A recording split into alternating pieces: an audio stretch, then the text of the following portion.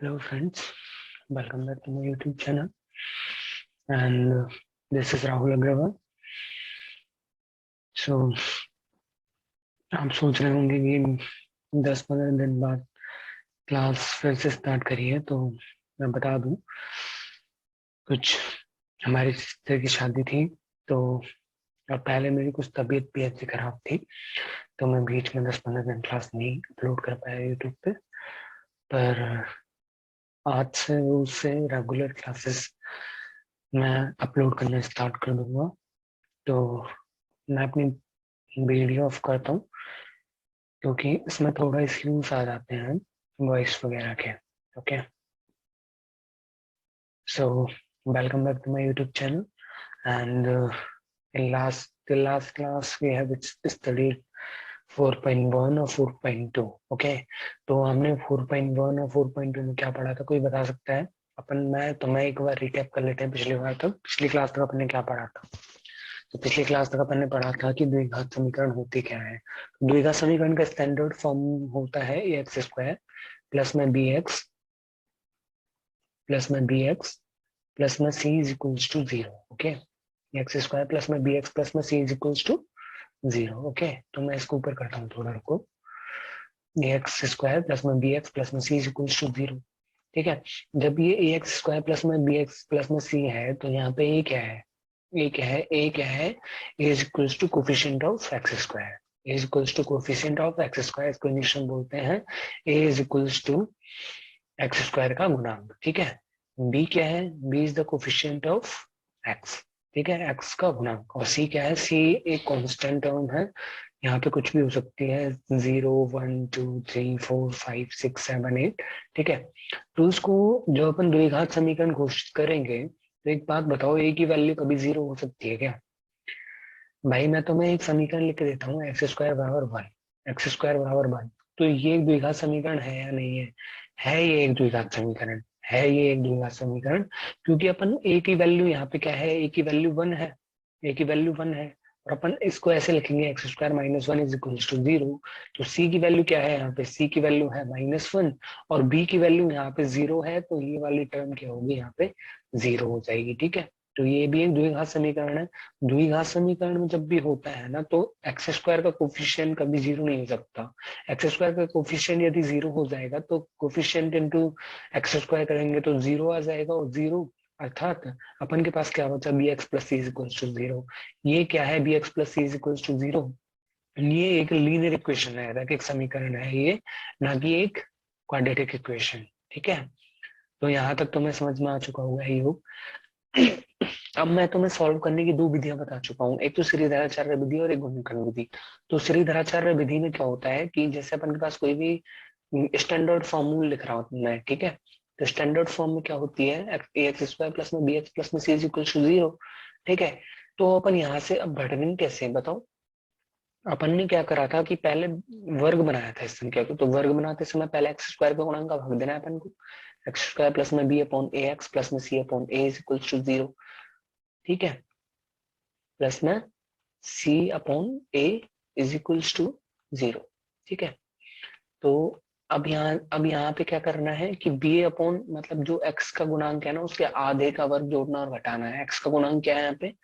B upon ए, तो इसका आधा क्या हो जाएगा? बी अपॉन 2 है, तो इसका वर्ग क्या हो जाएगा? बी स्क्वायर अपॉन में 4 ए स्क्वायर, यानी कि अपन को क्या जोड़ना और घटाना है? बी स्क्वायर अपॉन में 4 ए स्क्वायर। ओके, प्लस में बी स्क्वायर अपॉन में 4 ए स्क्वायर। ठीक है, प्लस में सी अपॉन ए माइनस में बी स्क्वायर अपॉन में 4 a square is equals to 0। Okay, अब यहाँ पे एक बात बताओ, इसको जो अपन ए स्क्वायर प्लस में बी स्क्वायर प्लस में 2ab फॉर्म में लिखेंगे, तो एक बात बताओ, यहाँ पे देखो ए स्क्वायर की जगह तो यहाँ पे एक्स स्क्वायर है, बी स्क्वायर की जगह यहाँ पे बी अपॉन 2a का होल स्क्वायर है, तो यहाँ पे अपन 2/2 का गुणा कर देंगे ऊपर नीचे 2/2 का, तो यहाँ पे ये वाली सब्सक्रिप्ट बन जाएगी क्या? ए स्क्वायर प्लस में 2ab प्लस में बी स्क्वायर, तो यानी कि एक्स प्लस में बी अपॉन 2a का होल स्क्वायर बन जाएगा। ये एक्स प्लस में बी अपॉन 2a का होल स्क्वायर। भाई जैसे जिनने पहली वीडियो नहीं देखी है ना मेरी, तो उनको देख लें, मैं डिस्क्रिप्शन में उनका लिंक डाल दूंगा, ठीक है। तो इससे रिलेटेड पहले चीजों को देख के आएं, तभी आपको ये समझ में आएगा, अन्यथा नहीं आ पाएगा, ठीक है। बी स्क्वायर अपॉन में पूरे स्क्वायर माइनस में सी अपॉन ए, ये सबसे सरल विधि है, श्रीधराचार्य विधि सबसे सरल विधि है किसी भी क्वाड्रेटिक इक्वेशन को सॉल्व करने के लिए, ठीक है। मतलब इसमें सीधी सीधी एक्स की वैल्यू जब मैं तुम्हें बता रहा था तो अपन ने डिराइव कैसे करा था, यहाँ से एक्स की वैल्यू आ जाएगी अपन के पास सीधी सीधी minus b plus minus under root में, बताओ, b square minus 4ac, b square minus में 4ac अपॉन में 2a, ठीक है। अब मैंने तुम्हें एक बात बताई थी कि बी स्क्वायर माइनस 4ac की वैल्यू एक तो लेस देन जीरो हो सकती है, जब एक लेस देन जीरो होगी तो अंडर रूट में माइनस आ जाएगा, और अंडर रूट में जब माइनस आता है तो वो क्या होता है, इमेजिनरी होती है संख्या, वो इमेजिनरी संख्या होती है, उसको बोलते हैं सम्मिश्र संख्या या फिर काल्पनिक संख्या, काल्पनिक संख्या बोलते हैं। तो काल्पनिक संख्या वाला टॉपिक अपन 11वीं क्लास में जाके पढ़ेंगे, पर अभी के लिए ये है कि अब तुम समझ लो बी स्क्वायर माइनस 4ac यानी कि काल्पनिक वो होंगे इसके। यदि B square minus 4ac zero हो जाएगा तो एक्स की ए की वैल्यू तो आएगी माइनस बी अपॉन टू है, एक्स के की वैल्यू तो आएगी माइनस बी अपॉन टू है, यानी कि दोनों मूल समान होंगे इस स्थिति में, दोनों सॉल्यूशन समान होंगे, ठीक है। और एक बी स्क्वायर माइनस 4ac की वैल्यू ग्रेटर देन जीरो हो सकती है, तो इसका मतलब ये है कि मूल तो कैसे होंगे, वास्तविक होंगे, वास्तविक संख्या होगी, लेकिन वो अलग अलग होंगे या फिर डिफरेंट होंगे, इसके बारे में अपन कुछ नहीं कह सकते, अलग अलग ही होंगे, क्योंकि एक बार प्लस लेना है एक बार माइनस लेना है। आगे समझ। अपन ने बहुत सारे सवाल कर लिए इसके ऊपर, पिछली प्रश्नावली में तुम करके देख के आना। एक होती है गुणनखंड विधि, गुणनखंड विधि अभी तुमने पढ़ा था। जैसे गुणनखंड विधि में मैं तुम्हें बता दूं, एक्स स्क्वायर प्लस में बी एक्स प्लस में C is equal to zero, कोई अपन के पास इक्वेशन दी हुई है, इक्वेशन दी हुई है, ओके।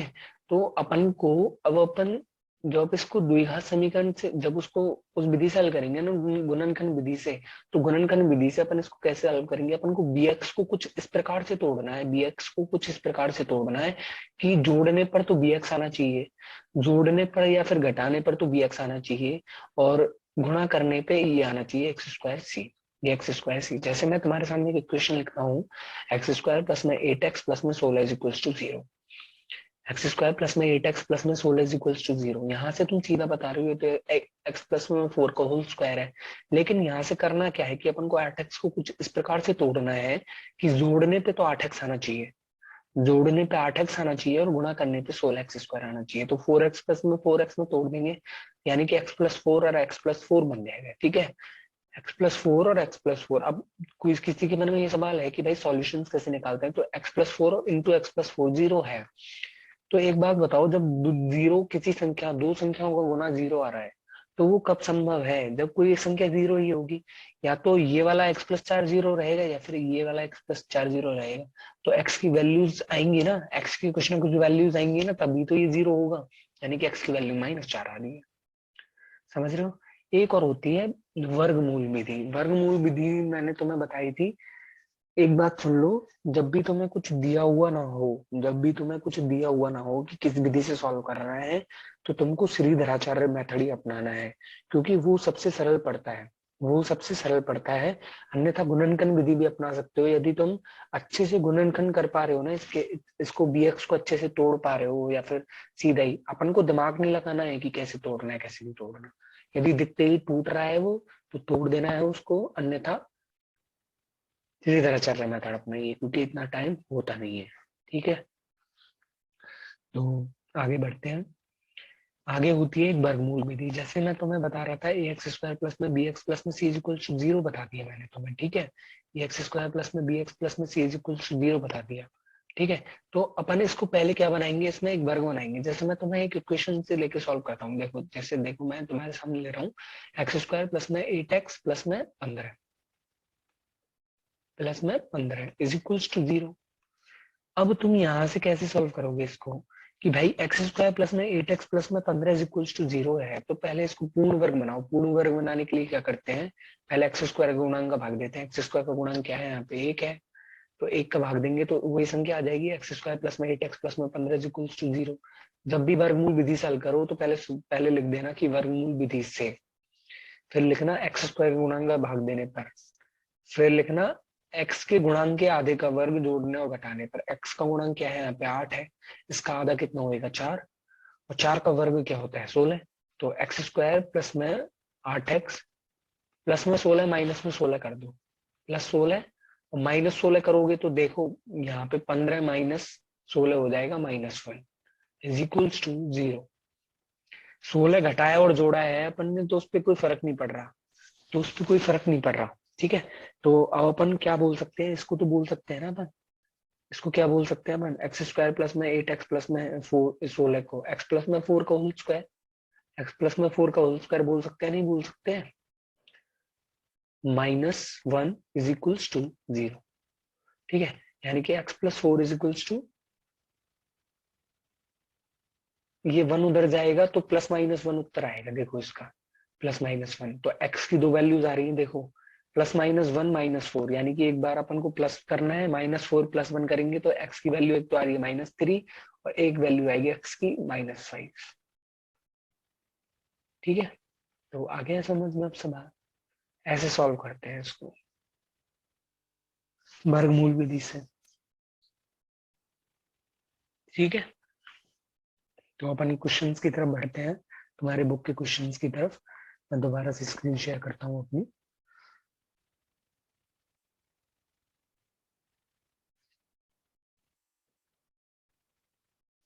हाँ जी, अपन ने कहाँ तक पढ़ लिया था। जिस जिस किसी को भी इस क्लास के नोट चाहिए, मैं गूगल फॉर्म की लिंक डाल दूंगा, उसके भर के क्लास के बारे में जरूर बता दें कि कौन सी क्लास है, उस हिसाब से मैं नोट्स डाल दूंगा। ओके, जो भी यहाँ पे लिख रहा हूँ उसको ही डालूंगा, मैं ऊपर से कुछ नहीं डालूंगा कहीं।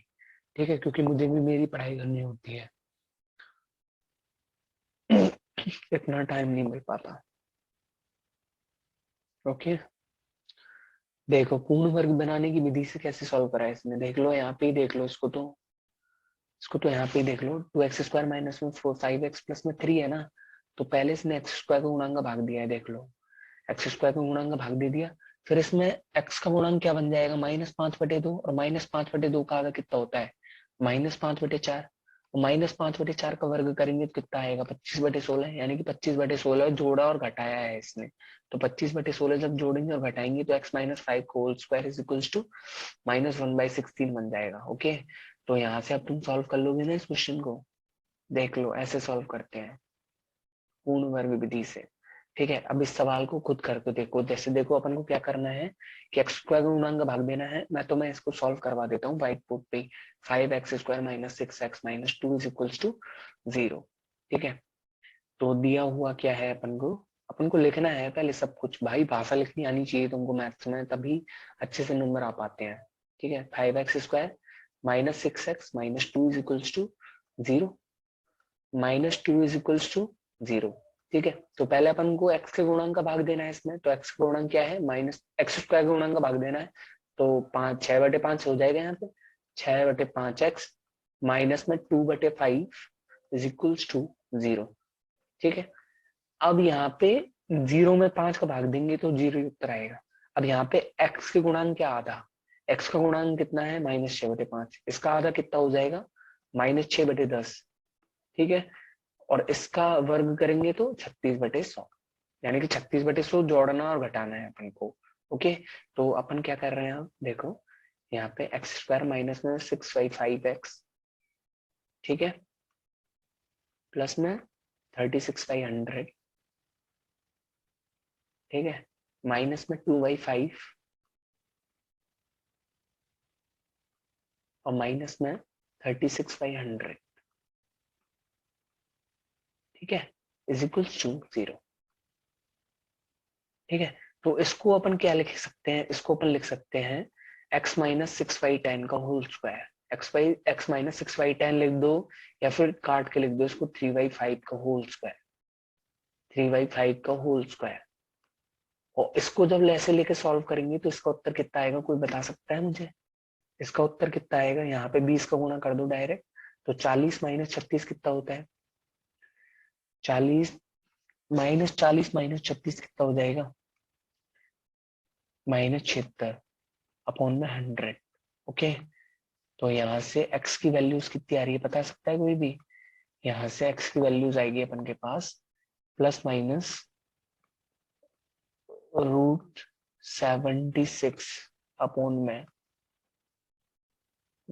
10 ठीक है, और ये बन जाएगा प्लस में 3/5, प्लस में 3/5। ओके, मैंने शायद थोड़ा सा गलत कर दिया है कैलकुलेशन में, यहाँ से कैलकुलेशन जरूर देख लेना एक बार। ओके, वैसे क्वेश्चन सही है, ये क्वेश्चन सही है, मैंने थोड़ा सा जल्दबाजी में शायद गलत कर दिया है, मुझे पता नहीं चल रहा। ओके, सही है अपना उत्तर। ये इसने रूट क्षेत्र को ही लिखा है, देखो इसने रूट क्षेत्र को अपन क्या लिख सकते हैं, रूट क्षेत्र को अपन क्या लिख सकते हैं, 4 × 19 नहीं लिख सकते क्या इसको, क्षेत्र को 19 × 76, 4 को बाहर क्या निकाल सकते हैं, 4 को बाहर निकलेगा तो 2 और √19, तो 2√19 आएगा इसका आंसर। तो 2√19 अपॉन में 10 माइनस 3/5।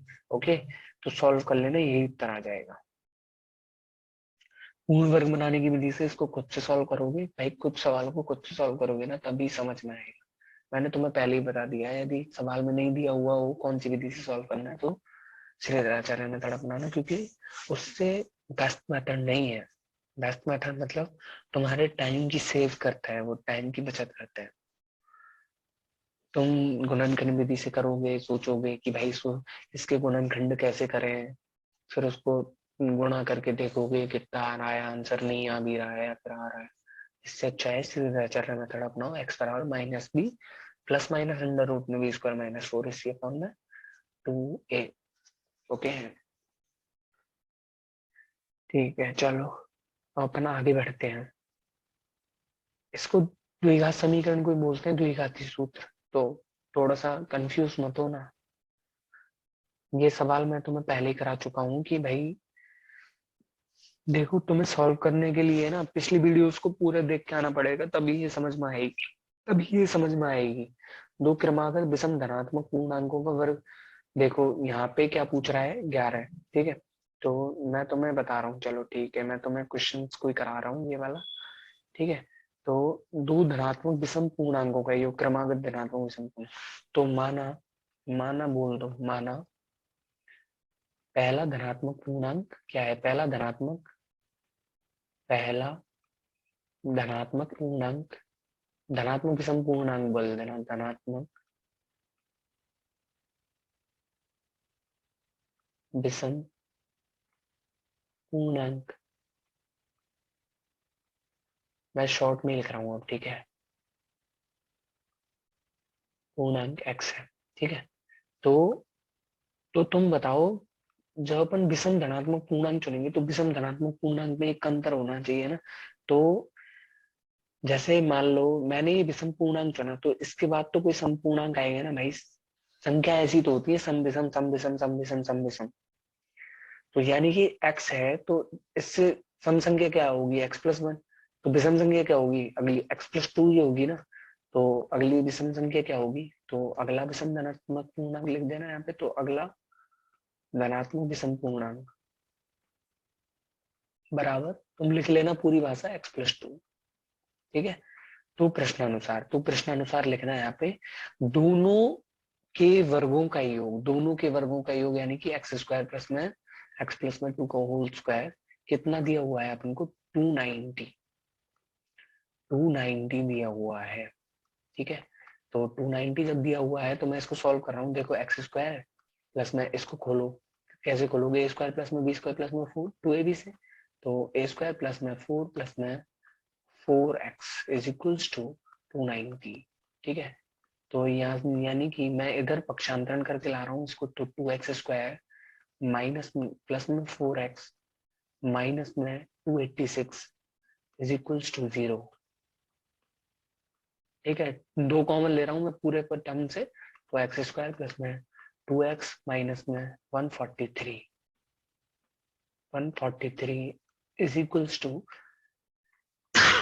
0।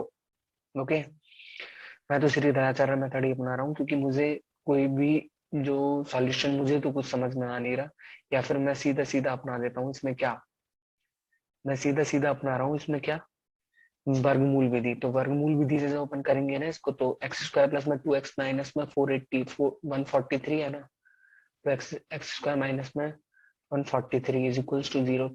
ठीक है, तो मैं जब सीधे जब वो अपनाऊंगा वर्गमूल विधि, तो इसके गुणांक के आधे का वर्ग जोड़ना और घटाना है मुझे, यानी कि इसका गुणांक 2 है, तो इसके आधा कितना हो जाएगा 1, और उस 1 के आधे का 1 का वर्ग जोड़ना घटाना है, यानी कि 143 +1 और -1, +1 और -1 इज इक्वल्स टू 0।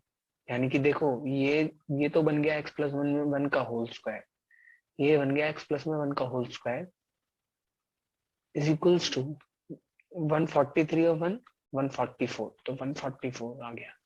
यानी कि x + 1 क्या आ जाएगा अपन के पास पता है, x + 1 इज इक्वल्स टू +-12, यानी कि x की वैल्यू आ रही है एक तो -13, एक आ रही है x की वैल्यू एक आ रही है x की वैल्यू 11। तो तुम एक बात बताओ, -13 पॉसिबल है क्या? चूंकि अपन से धनात्मक पूर्णांक पूछे गए हैं, अर्थात अतः है x की a की वैल्यू पॉसिबल है, x की a की वैल्यू संभव है, तुम्हें ये लिखना है लास्ट में। तो x की वैल्यू 11 संभव है, और 11 और दूसरी संख्या क्या हो जाएगी 13, अतः भी दोनों संख्याएं 11 और 13 है। इनके वर्गों का योग करके देख लो, x 11 का वर्ग होता है 121 और 13 का वर्ग होता है 169, दोनों को जोड़ के देख लो 290 उत्तर आ रहा है। ठीक है, तो द्विघात समीकरण के ये अनुप्रयोग है, एक्सपेरिमेंट्स ऑफ क्वाड्रेटिक इक्वेशन। ठीक है, ये तुम खुद के मन से करोगे उदाहरण 12, नहीं हो तो कमेंट कर सकते हो। ठीक है, तो अब बताओ, यदि उनका अस्तित्व हो तो द्विघाती सूत्र का उपयोग करके अस्तित्व में हो और ना हो ये बताओ, तुम कैसे ज्ञात करोगे? बताओ बताओ कैसे ज्ञात करोगे? तुम्हें पता है क्या, जैसे अपन अस्तित्व में ज्ञात करते थे अपन ने, मैंने तुम्हें बताया था b² - 4ac। जब अंडर रूट में b² - 4ac है, तो इसकी वैल्यू यदि नेगेटिव होगी, तो नेगेटिव जब वैल्यू होगी इसकी, तो ये एक इमेजिनरी संख्या होगी। इमेजिनरी यानी कि काल्पनिक संख्या होगी, जो तुम 11th क्लास में जाके पढ़ोगे। जब ये इमेजिनरी संख्या होगी जिसको अपन इमेजिन कर रहे हैं, तो उसके मूल अस्तित्व में होंगे क्या? उसके मूल संभव है क्या? अपन निकाल सकते हैं मूल? उसके मूल संभव नहीं होते हैं। ठीक है, और b² - 4ac यदि पॉजिटिव है तो उसके मूल अस्तित्व में है, और यदि b² - 4ac 0 भी है तो भी उसके मूल अस्तित्व में है। ठीक है, तो 3x² माइनस में 5x प्लस में 2, तो इसमें b² - 4ac कितना आएगा? b² यानी कि -5 का होल स्क्वायर 25, और माइनस में 4ac यानी कि -4 × 2 -8 और -24, यानी कि 1 उत्तर आ रहा है। तो इसके मूल अस्तित्व में है। और मूल कैसे निकालते हैं? x बराबर -b plus minus under root में b² - 4ac अपॉन में 2a, वहां से निकालना है। ठीक है, x² प्लस में 4x प्लस में 5 इज इक्वल्स टू 0। तो यहाँ से अपन कैसे निकालेंगे? 16 - 20 हो जाएगा डायरेक्ट। तो यानी कि ये बचेगा अंडर रूट में -4, अंडर रूट में -4 आएगा उत्तर, इसका 2 आयोटा, मतलब आयोटा जैसे शब्द है ना, ये है इमेजिनरी संख्या।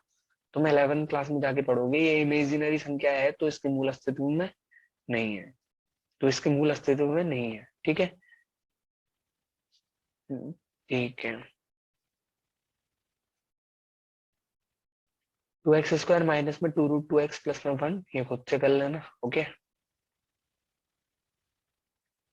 समीकरण के मूल ज्ञात करने हैं, तो समीकरण के मूल कैसे ज्ञात करोगे? पहले इसको यहाँ से लेसे लेके सॉल्व करना है, इसको स्टैंडर्ड फॉर्म में लिखना है। तो इसको स्टैंडर्ड फॉर्म में लिखेंगे तो x² प्लस में 1 बराबर में 3x, यानी कि x² - 3x प्लस में 1 इज इक्वल्स टू 0।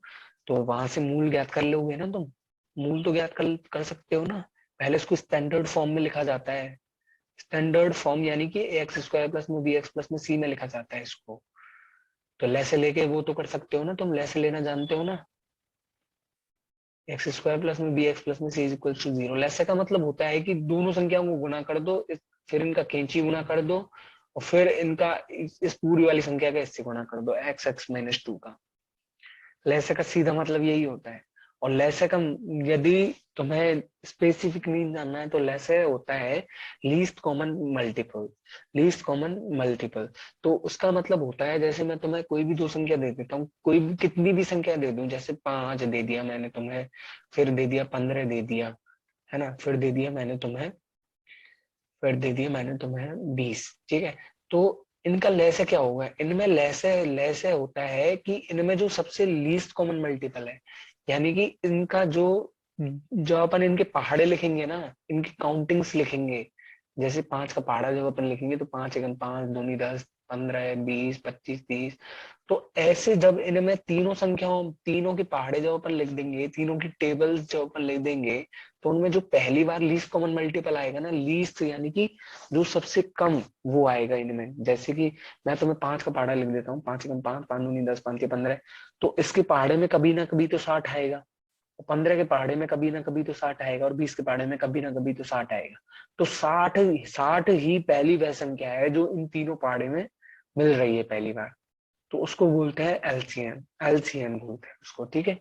तो ऐसे वो करा जाता है। एलसीएम का वास्तविक मतलब होता है कि लीस्ट कॉमन मल्टीपल, यानी कि अपने पहाड़े लिखेंगे पहले, और उनमें जो सबसे कम वो आ रहा है, सबसे पहली बार जो संख्या मिल रही है ना उन सभी में, तो वही होता है एलसीएम, ठीक है। तुम खुद से करोगे ये सवाल, मैं तुम्हें पहले करा चुका हूँ इसी पे आधारित, इसी सेम टू सेम सवाल करवा चुका हूँ मैं।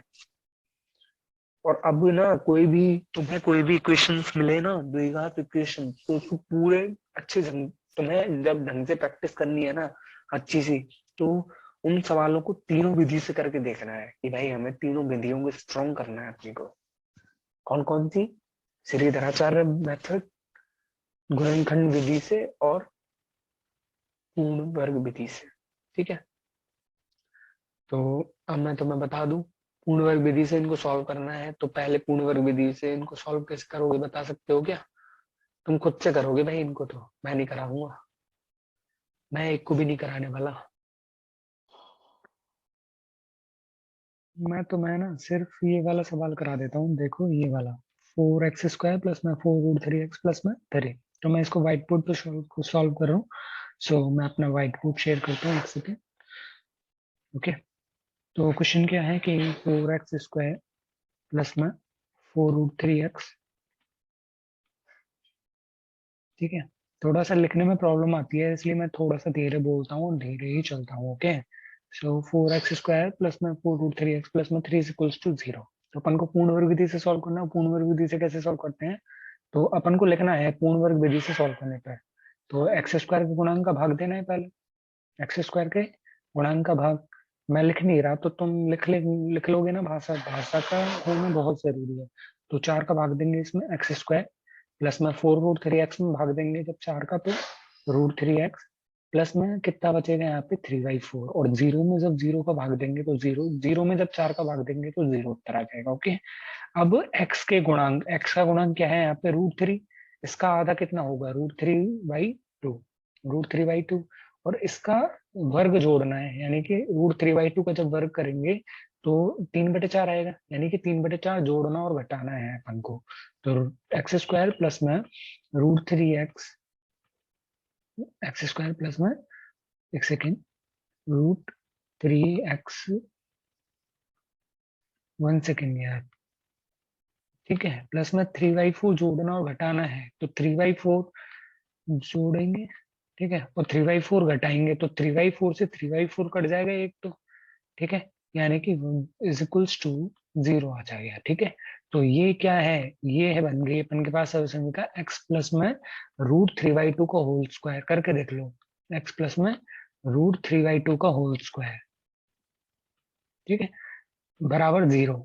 यानी कि एक x की वैल्यूज कितनी आ जाएंगी, यहाँ पे x की वैल्यूज आ रही है अपन के पास plus minus √3/2, plus minus √3/2, plus minus √3/2, ठीक है।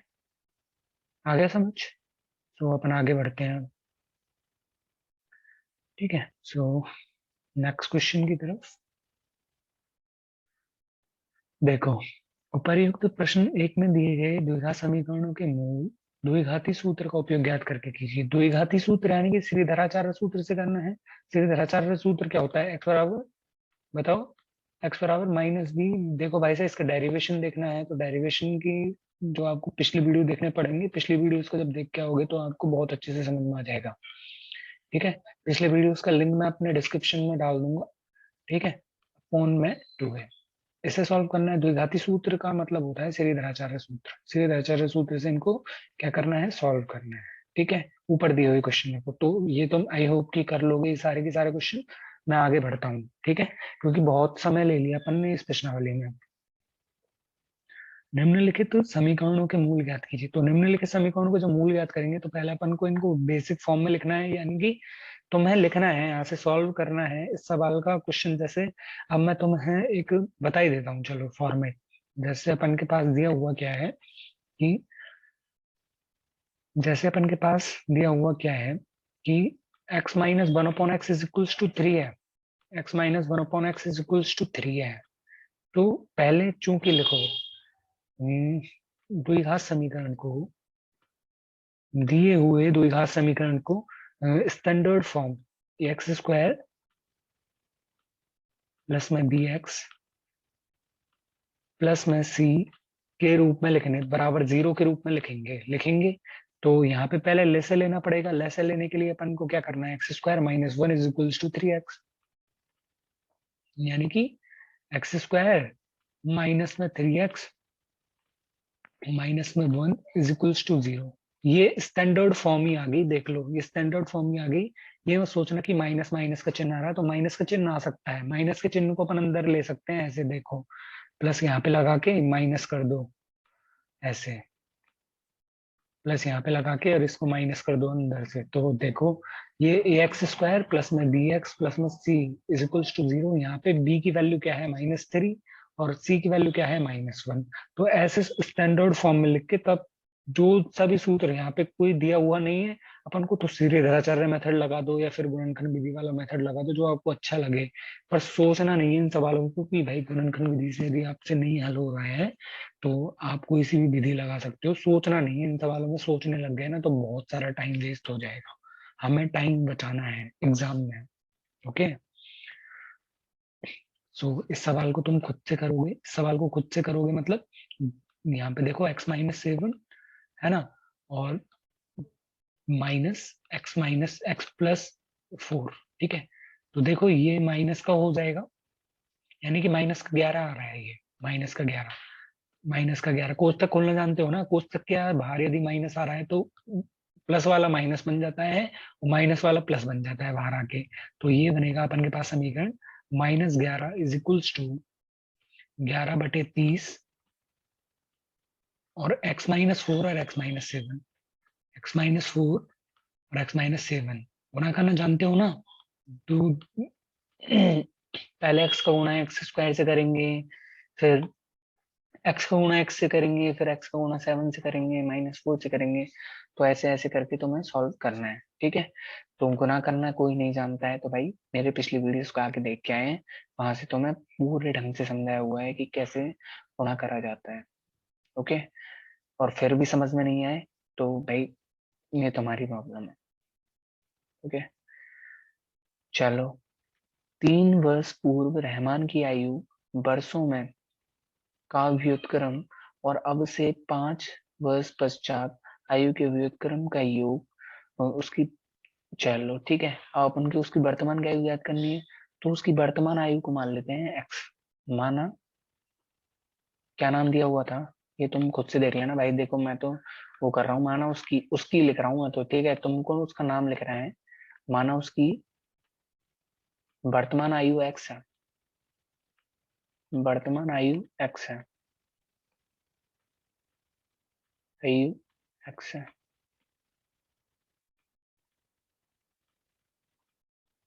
3 वर्ष पहले उसकी आयु, 3 वर्ष तो एक्स है, वर्तमान आयु एक्स लिख लो, एक्स वर्ष 3 वर्ष पहले होगी, अतः इसलिए इसलिए लगा देना आगे, इसलिए 3 वर्ष पहले लिख लेना। 3 वर्ष पहले उसकी आयु बराबर x-3। तुम्हारी वर्तमान आयु यदि 10 है तो 3 साल पहले तुम 7 साल की तो थे, 10-3 और और लगा के 5 वर्ष, 5 वर्ष बाद, 5 वर्ष बाद,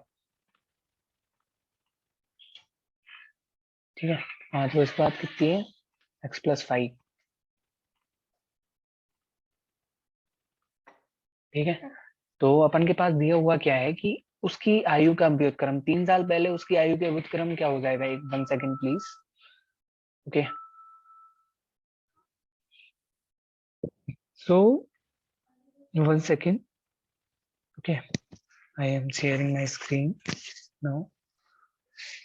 हाँ, सो 5 वर्ष बाद, अब 3 वर्ष पहले उसकी आयु x-3 थी, तो इसका व्युत्क्रम कितना होगा, तो अपन को लिखना है यहाँ पे, तो प्रश्नानुसार। तो प्रश्नानुसार उसकी x-3 थी आयु, तो इसका व्युत्क्रम कितना होगा, 1/x-3 प्लस 5 साल बाद आयु कितनी थी, x+5, और उसका व्युत्क्रम 1/x+5 इज इक्वल्स टू, अपन को दिया हुआ कितना है, 1/3। 1/3, तो प्रश्नानुसार लिख के ये समीकरण लिखना है। अब यहाँ से सॉल्व कर लो इसको, यहाँ से सॉल्व कर लो इसको, अपन को x की वैल्यू निकालनी है, तो देखो यहाँ से सॉल्व कैसे करोगे इसको, x+5, कैंची गुना करना जानते हो ना, प्लस x-3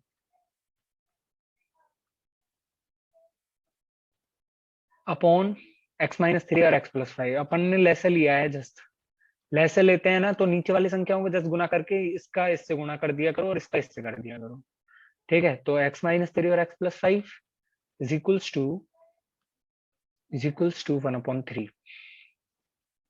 ठीक है, तो मैं सॉल्व करके लिख रहा हूँ इसको। यहाँ पे 3 का गुणा यहाँ से हो जाएगा ना, वज्र गुणा करना जानते हो ना, वज्र गुणा यहाँ से यहाँ, और ये यहाँ से यहाँ, भाई 9th क्लास में सीखा होगा ये तो इसको सॉल्व करके लिखूं तो मैं, ये आएगा अपन के पास 2x+2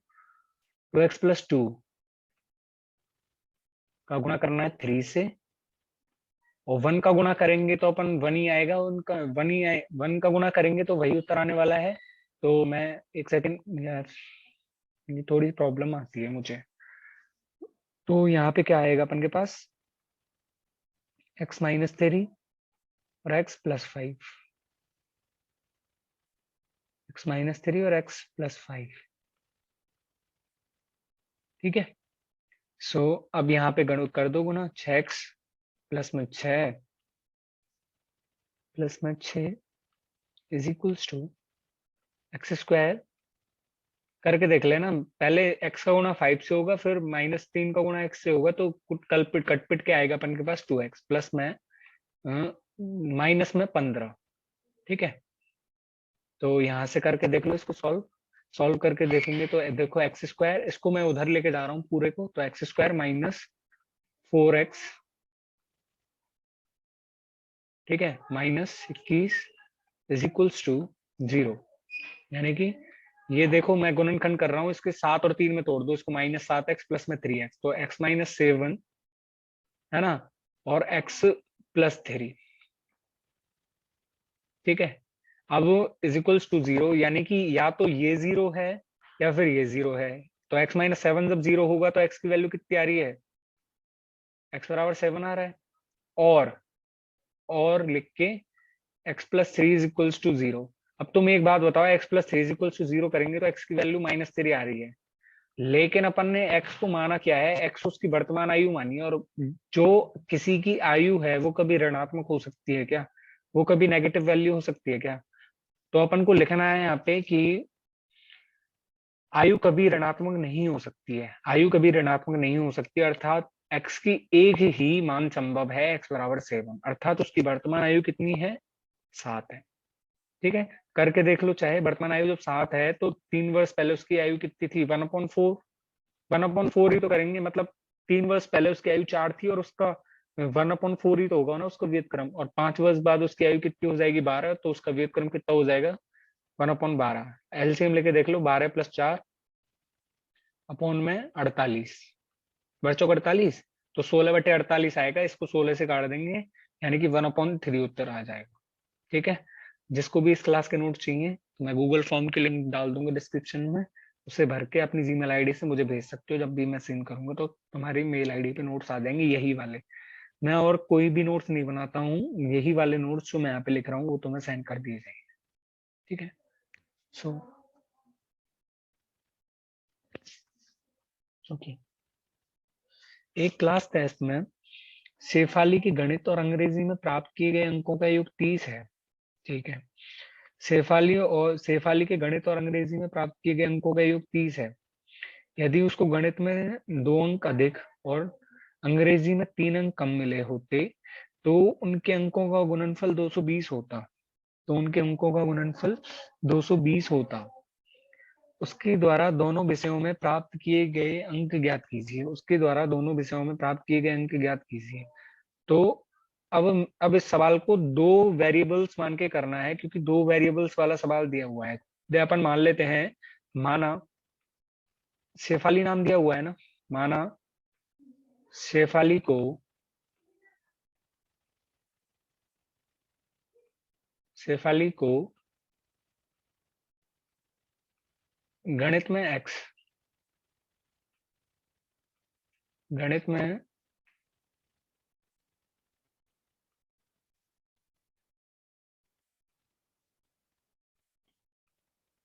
एक्स तथा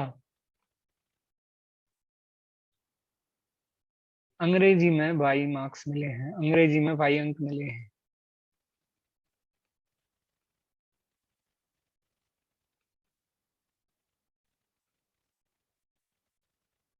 अंग्रेजी में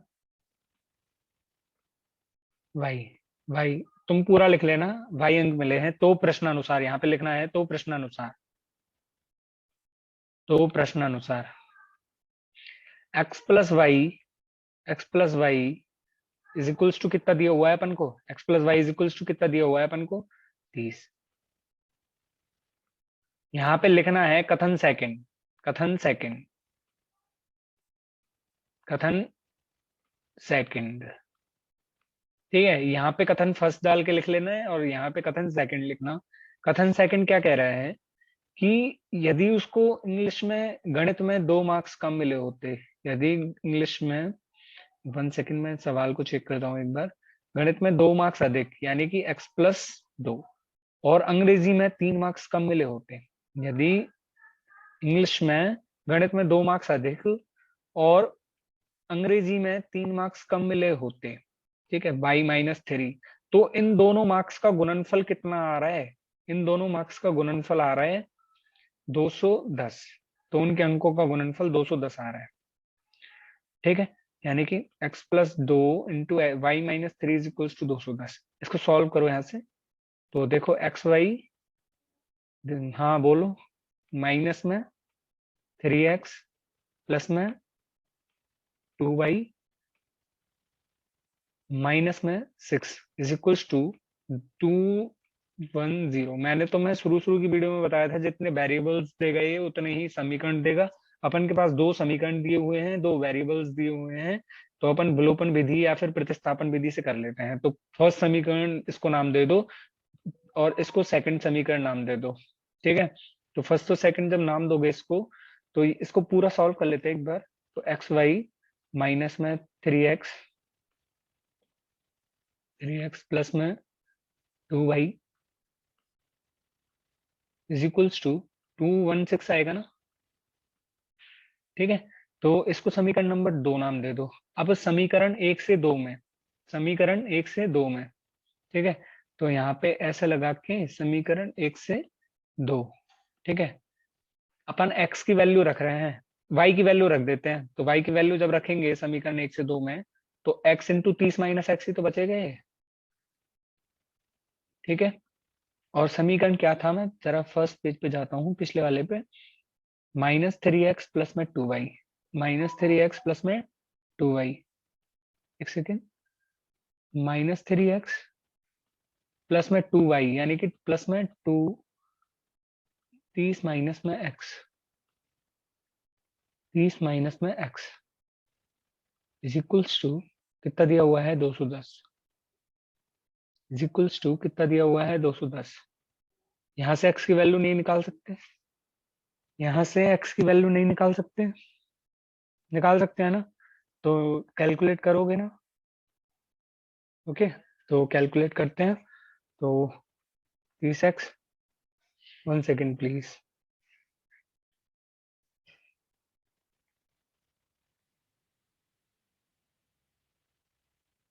तो यहाँ से सॉल्व करते हैं।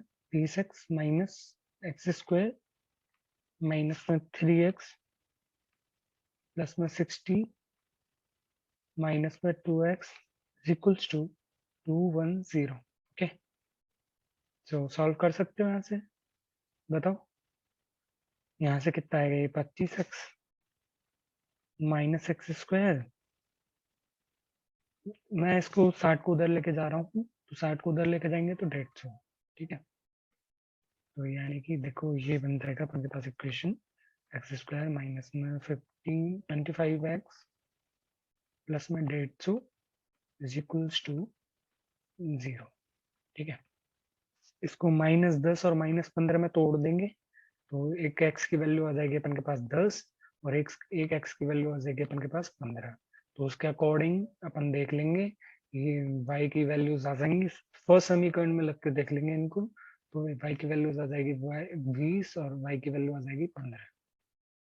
अर्थात ये दोनों जोड़े बन सकते हैं। यदि शेफाली को मैथ में 10 मार्क्स मिले हैं तो उसे इंग्लिश में 20 मार्क्स मिलेंगे, और यदि शेफाली को 15 मार्क्स मिले हैं तो उसको इंग्लिश में भी 15 मार्क्स मिल जाएंगे। करके देख लो यहाँ से, यदि इसमें 2 मार्क्स बढ़ा दिए जाएं और इसमें 3 मार्क्स कम कर दिए जाएं, ठीक है, तो ये क्या कितना हो जाएगा 12 और ये 15। इसमें पॉसिबल नहीं है, इसमें पॉसिबल नहीं है, ठीक है। सो ये किसी भी कंडीशन में पॉसिबल ही नहीं बता रहा। तुम एक बार करके और देख लेना फिर से कि अपन से कैलकुलेशन में कोई गलती हो गई हो तो, ठीक है।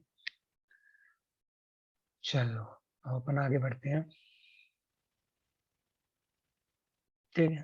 सो ये तो बहुत सारे क्वेश्चन हो गए यार इसमें, तो अपन अब इनको नेक्स्ट क्लास में करेंगे, ओके।